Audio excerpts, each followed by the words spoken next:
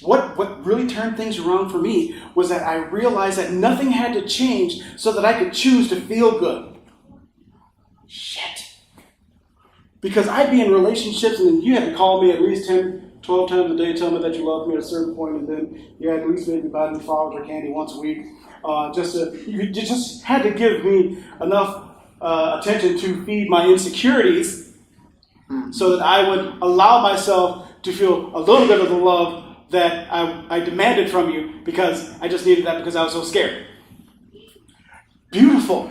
But once I realized that nothing had to change so that I could choose to feel good, oh my God. Now you're off the hook. You literally are off the hook now because here's what I found life was showing me. There is an immense amount of sunshine out here. And we can look outside and we can just see all of that sunshine. Everything is great. The light is great. It's beautiful. Okay? And now it was just my point of focus. My point of focus of life is either two things. Something to feel good about or something to feel bad about. I had control of that all day, every day. And I wasn't exercising it the way that I could be for as far as the level of happiness that I wish to achieve in my life. We can say happiness, we can say fulfillment, we can say peace.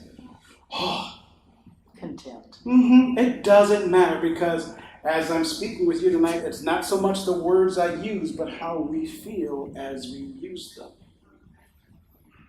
Because my interpretation of love is different from my friend Tracy's. The way that I say love, I feel differently than what you might feel when you say the word love.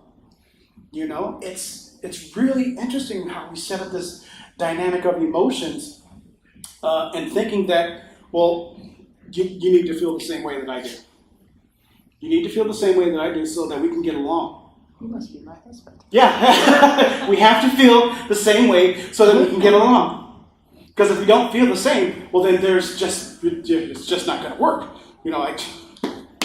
The group must know more than the individual. No, the sheeple don't know more than the one. It's just the one that we have. We've placed the idea of if someone agrees with me, I must be right, rather than going for our own original emanation and going, this is what works for me.